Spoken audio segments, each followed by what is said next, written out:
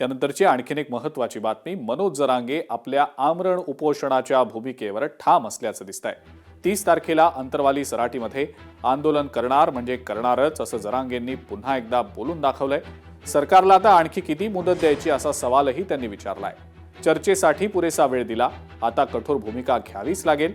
उष्माघातानं जीव जरी गेला तर बेहतर, पण याला सरकार जबाबदार असेल असं जरांगे म्हणतायत। एवढं कठोर आमरण उपोषण देशामध्ये कुठंच झालं नसेल। इतकं कठोर आमरण उपोषण अंतरवाली सराटीमध्ये आता होईल। समाज बांधवांना सुद्धा त्यांनी आवाहन केलंय, समाज बांधवांनी अंतरवाली सराटीकडे येऊ नये असं जरांगे म्हणतायत। मला अंतिम टोकाचं आणि कठोर आमरण उपोषण करायचंय। रखरखत्या उन्हात मी हे उपोषण बाश टाकून करणार आहे।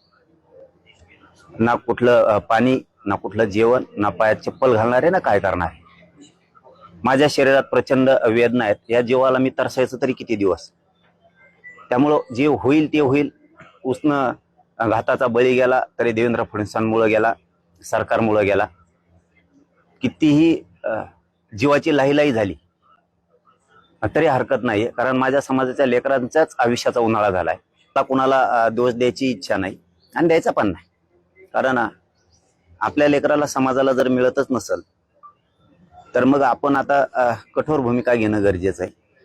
आपण जे घोषित केलं होतं, कारण मी डायरेक्ट विषयाकडेच येतोय। 4 घंटे बोला आणि 2 घंटे बोला, त्याच्यापेक्षा 5 मिनिटाच्यात मला प्रेस संपवायची, कारण मी त्या सीमारेषेवर आता आलेलो आहे। 30 मेचं जे आपलं आंदोलन आमरण उपोषण आपण ठरवलं होतं ते फायनल होणार आहे। मनोज जरांगे हे रील स्टार आहेत अशी घणाघाती टीका ॲडव्होकेट गुणरत्न सदावर्ते यांनी केलेली आहे। जरांगे लोकांना भावनिक आवाहन करून बोलवतात, जरांगे हल्ला होईल असा भ्रम पसरवतात, त्यांच्यावर कोणी का हल्ला करेल असा सवाल सदावर्तेंनी उपस्थित केलाय।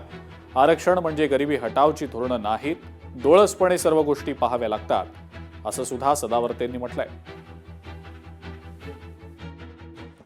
पॉलिटिकल इन्फ्लुएन्सर आणि आंदोलन रील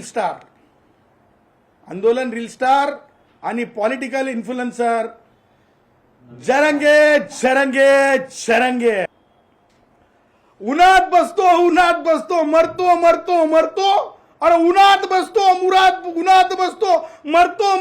मरतो बाजावर बसतो छातीत धडकी घेऊन बसतो, आता मरतो।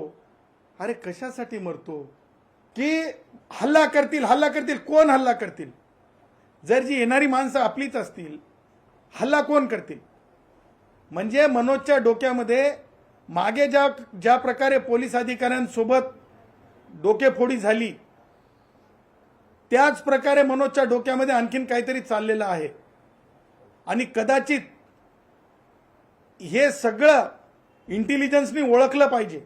10% आरक्षण जर कुणबी मराठा म्हणून ओबीसी जागा निवडणुका लढवत असतील माझे मराठा भाऊ, त्यावर तर आणखीन अंतिमता म्हणजे किती व्हॅलिडिटी झाल्यात हा प्रश्नचिन्ह आहे।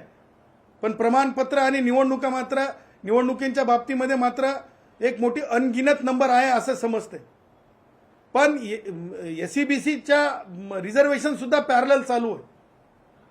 त्यामुळं त्या बाबतीत विचार होत असताना एक कोणतं कमी करणार हे तर अगोदर सांगावंच लागेल। मनोजलाही सांगावं लागेल कोणतं नको ते तर सांगून टाक यार मनोज, एकदाचं ते तर सांगून टाक।